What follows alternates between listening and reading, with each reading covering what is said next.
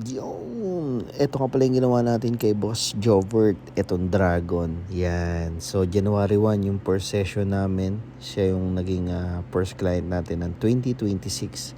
Kaya kung mapapansin nyo, healed na yung iba dyan. Pati yung mga red. Then, yung iba, touch up ng kulay. Kasi nga, hindi siya natapos eh.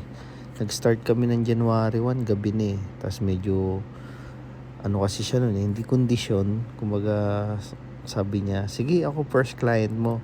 Kasi noong 2025, ang first client ko nun yung si Mojako, yung bading na ng scam sa atin, di ba? So, ayun. Kita niyo naman, inedit natin yan. Merong mga red, style of fire.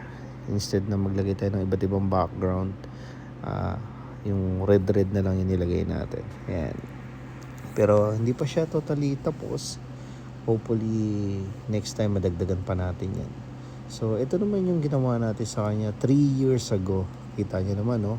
Fully healed na yan. Portrait ng tatay naman ni Boss Jobert. Right? Be my next client.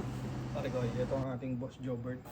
Hindi natin makakalimutan to kasi pinagbigyan tayo nito January 1, no, Boss? Yes. Sila ni Boss Igoy. Boss, ito yung ginawa natin. Ano to pare ha? Partly healed. Yes. Kasi nga second set, ito, halos third na nga, no? Kasi ito yung 3 Portrait. years na. So boss, kamusta naman yung tattoo mo? Ayos, napakasulit. Picture uli. Ako yung first live. Oh, Thank mga you, boss. boss, mga isa. Ayan. So yan, sa lahat ng gusto magpatattoo, may always na go 24/7. Yes. Thank you. And Who's next? Thank you, Lord. Boss Igoy Lado, hello. Yeah. Shout out.